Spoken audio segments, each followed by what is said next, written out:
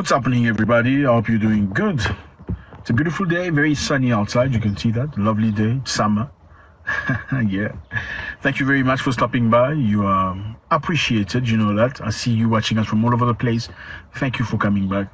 Once more, before we start, we're going to do this. Okay? So we can push our video further. And again, if you're not subscribed, please do subscribe. I'm sure we're going to like each other. We are similar people, right? Okay, so today we're going to talk about Kenya. The Kenyan people have sued the British Army for something that happened a few years ago.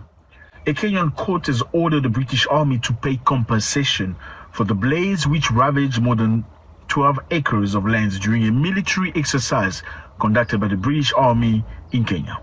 So they burnt the land while they were conducting a military exercise. This is something that happened like 2 years ago. Now the Kenyans are adamant they want to be paid back for the damage caused by the British soldiers.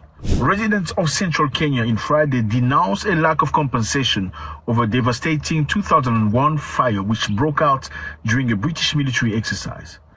Okay, the Kenyan court has ordered the British Army to pay compensation for the blaze caused by the unit, and this unit is based near the town of Nyuki, some 200 kilometers away from north of capital. So fellas, once again, you need to ask yourself a question. I mean, what is the British soldiers, the British military doing in Kenya? It's 2023. Okay, what is the military of Britain doing in Kenya? Okay, the British has kept roughly 200 soldiers and personnel permanently in Kenya since the country gained independence in 1963. What does that mean to you? Okay, Kenya was colonized by Britain. That's why they speak English. Most countries that speak English today in Africa, except from Rwanda, have all been colonized by the British. So when the Europeans come to Africa, they will take over a country and they will impose their language. Same for the French, same for the Portuguese. Kenya was colonized by the British. But since 1963, where Kenya officially gained independence, Britain left 200 military permanently in Kenya. Is that independence for you? They have a training camp for soldiers that provides anti-terrorism training around 1,000 Kenyan soldiers to fight against Al-Shabaab in Somalia, supposedly. Is this really for anti-terrorism? Or this is just a way, we have our soldiers here. If you don't do things the way we want, we can operate very quickly, we can very swiftly do what we want to do to any country in Africa because we have a base here. Why don't the Kenya have military in Britain if it's for friendly purposes? Okay, let's say Kenya and Britain are friends. Why don't Kenyans soldiers are based? Why aren't they based in Britain? Doesn't make any sense. So 2 years ago, one British soldier wrote on Snapchat, 2 months in Kenya. Okay, this is a guy that came to Kenya to do training, and he meant, he wanted to do a Snapchat. Sometimes you do things, you don't understand, some things don't go online. He did it. He was young. He says, 2 months in Kenya later, we've only got 8 days left. It's been good. We've caused a fire, we killed an elephant, and I feel terrible about it. So what's happening here, fellas, is that the British soldiers were accused of doing drills using chemical weapons in Kenya. That's white phosphorus. However, the British soldiers have denied using white phosphorus. Adrian Well noted that the story is misleading and the British Army only uses white phosphorus in controlled environment. We use it, but only in controlled environment, not in Kenya, for training purpose. It poses no risk to humans or animals, including livestock and wildfire. We train with it. It's when conditions allow. If it's very dry, windy, we do not use it because it can start a fire. In terms of environmental impact, it is not different than any other high explosive used by other military across the world. This is a chemical weapon. You're not supposed to use it. Russia was accused of using it in Ukraine. They made a big noise about it. White phosphorus. When this thing falls on you, it burns through your skin to the bone. It burns the bone throughout the bone, yeah. This fire doesn't die. The fire goes ablaze. The fire can burn under the water using white phosphorus. So the British Army were accused of using white phosphorus while doing training drills in Kenya. And this therefore burnt a big part of the land. It completely destroyed the land, killed some animals ran away, destroyed the land. And 2 years later, farmers working on those lands are unable to produce from the land because the land has been destroyed and contaminated with chemicals.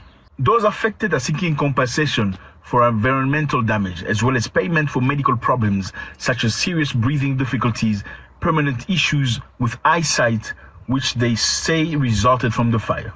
Many farmers have not been able to grow back the crops and regain the livestock that was lost in the terrible fire. Okay, so they went to court, and obviously, some of the Kenyans are corrupt. You need to say that, even in judicial, unfortunately, and they're trying to play with them this way.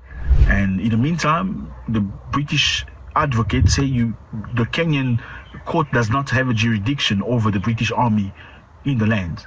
Okay, so this is a foreign country's military regiment training in our African land, but you're telling our court, our legitimate court, they have no power over them, even though they've done damage, permanent damage in many people's lives. So fellas, again, this is what I always say. It's very sad to see situations like this happen.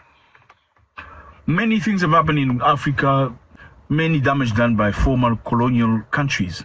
It's very sad. There's a case that was reported in Kenya of a young lady named Agnes Wanjiru. I don't know if you know it. If you're from Kenya, please confirm. Agnes Wanjiru, that was, unfortunately, I'm not going to say that because we're being censored, after she went to a hotel with a British soldier. Okay, she was nowhere to be found for a few days, and later on they discover her in a septic hole. Yes, in a septic hole. So basically, she went to the hotel with this British soldier, and for some reason, apparently jealousy, that's what we hear, she was and thrown in a septic. Yeah. And now, how did they discover that? They found out through a WhatsApp group. There was a leak of WhatsApp group of British military who were talking about that very specific hotel. So somebody took a picture of the hotel and say, if you know, you know, with a sore throat emoji, like somebody was being, if you know, you know, and somebody writing septic hole. You know what I mean? Septic hole. What does septic hole mean? That's where they found Agnes Wanjiru. So, okay, let's say you have nothing to do with this. So you just take a picture of a hotel, you say, if you know, you know, and then you put sore throat emoji, then you say septic hole. What does that have to do with anything? You know what I'm saying? So it's very sad. And the media in Britain did not talk about this. They're trying to portray this Agnes Wanjiru as a prostitute. They say she was a prostitute going with a British soldier. No, she wasn't. Her family says she was just a normal girl that fell in love with a British soldier. I hate to say this. Many of our sisters in many places in Africa, I don't know why you're so obsessed with Europeans. I don't get it. Many unfortunately feel like our brothers have been terrible, so they're going to find love with Europeans. It's much better with them. There's no drama. Not understanding that everybody's not the same. Some of these people live their lives there. They come for a while. They don't give a continental about who you are. It's very sad because the thing is, the truth is this. The way you as a black man will be scrutinized before she says yes to you is not the same way she will scrutinize a guy from Europe who's different than me. That's the truth. They come with a green light. They come with a visa. It's like immediately, please marry me. Take me with you. I don't know what this is. It's very sad. It's like they don't do any wrong. They're just perfect. It's you the problem. So we're going to them. And it's very sad to see such a beautiful life, young life. I believe she was 21 years old at the time when she disappeared. And they couldn't do, I can't say the words because was already starting to, you know what I mean? Thank you very much, fellas. It's always a good pleasure. I hope justice will prevail and these people will be, I know it's not possible to give them things that were taken away from them, but just a level of respect to recognize, acknowledge their pain and also give something back. God bless.